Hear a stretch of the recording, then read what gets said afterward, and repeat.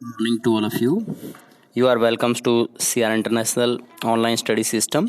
आज 11th art 7 में history English medium के अंदर 20 मई का असाइनमेंट जाना है, जिसमें टॉपिक का नाम रहेगा the story of human evolution. ये लेसन नंबर 1 से है। सबसे पहले टॉपिक आता है कि फेजेज ऑफ एवोल्यूशन, कहाँ से मनुष्य का प्रादुर्भाव शुरू हुआ, उसका उद्भव कहाँ से शुरू हुआ, कौन कौन सी स्टेजेस उसके जीवन में आई। सबसे पहले स्टेज फर्स्ट में अर्ली सोसाइटीज़ रहे हैं, जो प्राथमिक जो आदि मानव रहे हैं उनका नाम आता है। इनके अंदर भी उनकी सब कैटेगरीज बनी हुई है। एप है, जैसे कि बंदर मानव का जो वानर मानव होते थे उनका जिक्र किया गया है। ऑस्ट्रेलोपिथिकस, ये भी इसी तरह के दक्षिणी वानर मानव का नाम होता है। हेमो इरेक्टस, ये भी इसी की अगली प्रजाति का नाम है, जो थोड़ा सा सीधे खड़े होकर चलते थे। होमो सैपियंस, जो वाइज पर्सन होते थे, और आज का जो मानव है वो इसी प्रजाति का एक तरह से सक्सेसर है, उत्तराधिकारी है, यानी उसी का वंशज माना जाना चाहिए, होमो सैपियंस का।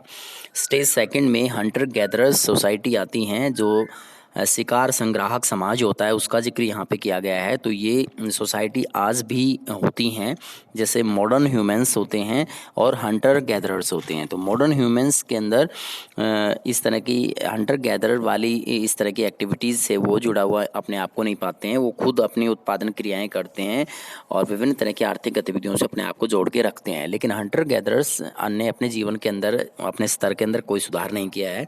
वे जैसा जीवन पहले जीते थे, आज भी उनके जीवन की गुणवत्ता बहुत ज़्यादा नहीं सुधर पाई है।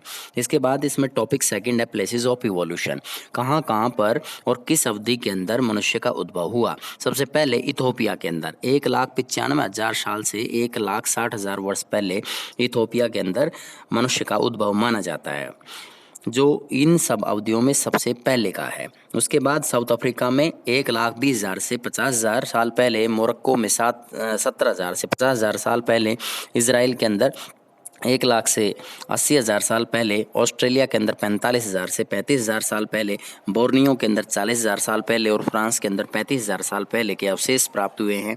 कितने साल पहले मनुष्य का उद्भव शायद इन स्थानों से रहा होगा। इसके अंदर अकेले जीवन के अंदर बहुत सी चीज़ें होती हैं जो उसके जीवन को प्रभावित करती हैं, जैसे सोशल एस्पेक्ट्स होते हैं, सामाजिक पहलू। इसके अंदर भोजन और उसके शरण आती है, आश्रय जो निर्माण है वो आता है। इकोनॉमिक एस्पेक्ट्स में आर्थिक गतिविधियों के अंदर जैसे कृषि करना है, डोमेस्टिकेशन ऑफ एनिमल्स, पशु पालन करना है, ट्रेड करना है, व्यापार करना है। कल्चरल एस्पेक्ट्स के सांस्कृतिक गतिविधियों के अंदर पेंटिंग है, स्टोन टूल्स जैसे पत्थरों के औजार बनाना है या पेंटिंग करना है। सोर्सेज के अंदर जो स्रोत होते हैं उनके अंदर फॉसिल्स से पता चलता है, अवशेषों से पता चलता है, स्टोन टूल्स से, पत्थरों के औजारों से और हड्डियों से। प्रेजेंट डे गैदरर्स और हंटर गैदरर्स के अंदर जो role of both man and women to present society, आज के समाज के अकॉर्डिंग औरत और मनुष्य के योगदान या उनकी भूमिका का जिक्र यहाँ पे किया गया है। अब इसके बाद फेजेस ऑफ एवोल्यूशन के अंदर हम आगे बढ़ते हैं। प्राइमेट्स की कैटेगरी आती है, फिर होमिनॉइड्स की आती है, फिर होमिनिड्स की आती है। सबसे पहले इसके अंदर ये बहुत बड़ा ग्रुप होता था, जो स्तनधारी जीव होते थे। एशिया और अफ्रीका के अंदर इनका उद्भव माना जाता है। इनका उद्भव 36 मिलियन ईयर्स से 24 मिलियन ईयर्स पहले माना जाता है। होमिनॉइड्स के अंदर यह एक सब ग्रुप होता है, इससे छोटा ग्रुप होता है। प्राइमेट्स से उद्भव इस प्रजाति का हुआ है, जो 24 MYA अवधि के दौरान इसे माना जाता है, जिसको होमिनॉइड्स कहा जाता है। और यह जो समूह है, इसके अंदर एप्स को भी इसमें शामिल किया जाता है, जिनके अंदर थोड़ा बहुत मस्तिष्क का विकास हुआ है, जिनके चार पैर होते थे, लेकिन वो सीधे खड़े होके नहीं चल पाते थे।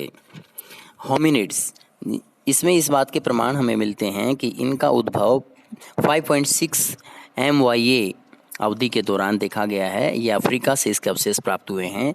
ये खड़े होकर चलने वाले मानव की प्रजाति रही है। होमिनिड्स का जो परिवार है होमिनिडे से संबंधित तो होता है, और इसके अंदर सभी तरह की जो आदि मानव की जो प्रजातियां हैं वे आगे और ज़्यादा शाखाओं में बढ़ती चली जाती हैं अपने जीन्स के अकॉर्डिंग, जैसे कि ऑस्ट्रेलोपिथिकस है, होमो है। ये अलग अलग दोनों ही प्रजातियां मनुष्यों की ही प्रजातियां रही हैं। ऑस्ट्रेलोपिथिकस एप के ज़्यादा नज़दीक पड़ता है और होमो मनुष्य के ज़्यादा नज़दीक पड़ता है। धन्यवाद।